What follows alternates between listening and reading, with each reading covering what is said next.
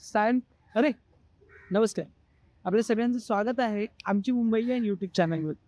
तर आजचा आपला पहिला फिरण्याचा स्पॉट आहे नेहरू सायन्स सेंटर. चला फिरूया. तर सगळ्यात पहिले म्हणजे तिकीट पेमेंट.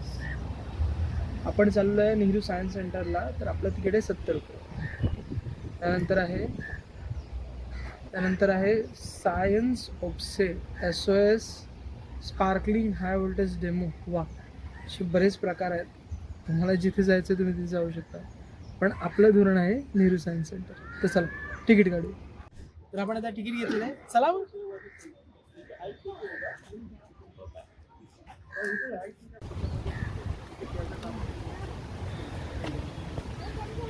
तर हा आहे सायन्स सेंटरचा सायन्स पार्क. चला. तर याला म्हणतात झायलोफोन. या प्रत्येका रॉडची उंची वेगळी आहे, त्यामुळे याच्यातनं निर्माण होणारा आवाज हा प्रत्येकाचा वेगळा आहे. हा बघा.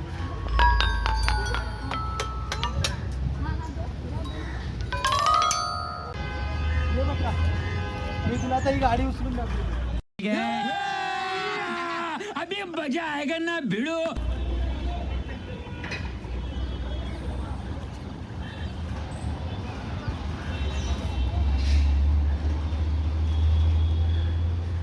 काय दिसलं मानसी?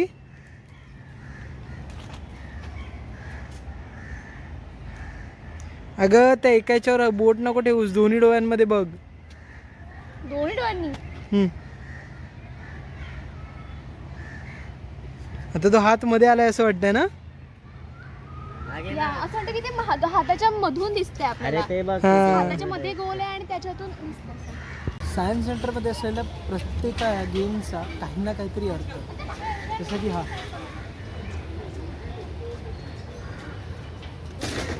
हे व्हील खालनं वरतीच आहे.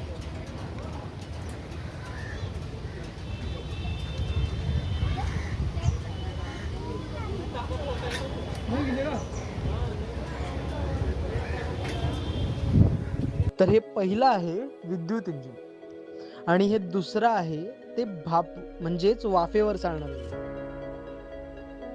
आत्ता आपण बघतोय जेट प्लेन, म्हणजेच असे विमान जे युद्धासाठी वापरले जाते. आणि आम्ही ते बघताच अचंबित होऊन दोघे उभे राहिले. त्यानंतर आम्ही वेगवेगळ्या पद्धतीच्या मोटार कोणत्या पद्धतीने काम करतात ते बघितलं.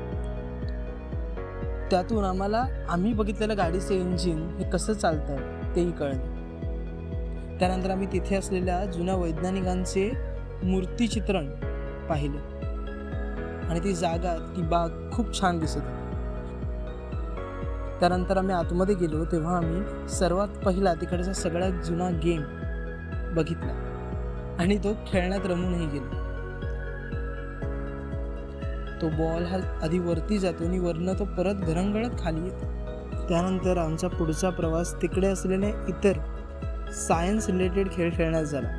हा खेळ आहे मॅग्नेटचा. वरती एक लोहचुंबक आहे आणि खाली 2 लोहचुंबक.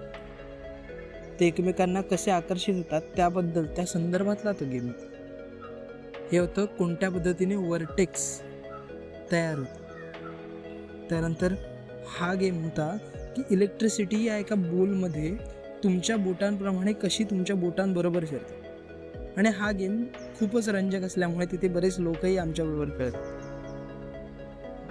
त्यानंतर हा गेम होता की तुमच्या मेंदूत कोणता भाग कोणत्या पद्धतीने काम करतो. त्या खेळाची आकर्षकता ही होती की तुम्ही तिथे दिलेल्या वेगवेगळ्या बटनांच्या सहाय्याने हे जाणून घेऊ शकता की कोणत्या मेंदूच्या भागात कधी सेन्सेशन येते आणि कोणती गोष्ट केल्यामुळे येते.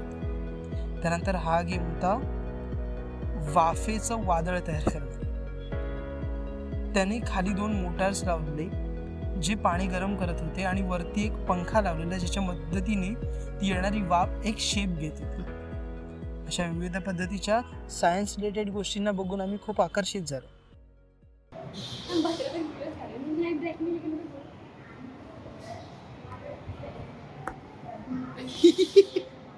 वाह बद्रा, फलों की टोकरी में.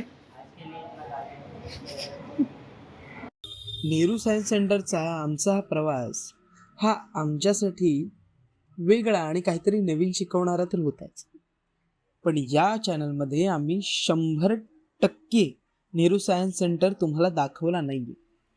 कारण जोपर्यंत तुम्ही स्वतः तिथे जाऊन बघत नाही तोपर्यंत तुम्हाला तिथली मजा कळणार नाही. तर भेटूया अशाच एका पुढच्या ब्लॉगमध्ये.